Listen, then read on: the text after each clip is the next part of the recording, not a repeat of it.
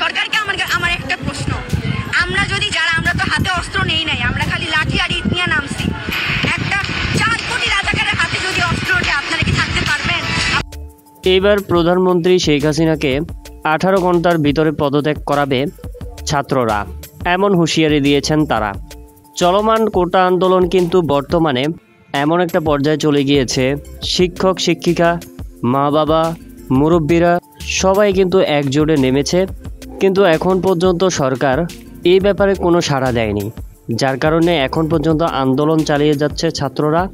নায়ক নায়িকা থেকে শুরু করে এমন কেউ বাদ নেই যে এই আন্দোলনকে সমর্থন করেনি, সবাই এই আন্দোলনকে সমর্থন করেছে, শুধুমাত্র আওয়ামী লীগের নেতাকর্মীরা ছাড়া। এবার এই আন্দোলনের 6 জন সমন্বয়ককে ডিবি কার্যালয়ে যখন আন্দোলন প্রত্যাহার করার ঘোষণা দিয়েছিল, তখন সবাই বুঝেছিল তাদেরকে জোর করে দেওয়া হয়েছিল এটি। এরপর তারা যখন বেরিয়ে বিষয়টি খোলসা করেছে, তখনই সবাই জানতে পেরেছে এবং জেল থেকে বেরিয়ে তারা সরাসরি বলেছে আন্দোলন চলবে, আন্দোলন বন্ধ করা যাবে না, সরকারকে খুব শীঘ্রই পদত্যাগ করতে হবে, এমন কথাই বলেছেন তারা। তো ভিউয়ার, আপনার কাছে কি মনে হয়, শেখ হাসিনা পদত্যাগ কি হয়ে যাবে? অবশ্যই আপনি কমেন্ট করে জানিয়ে দিবেন। ধন্যবাদ।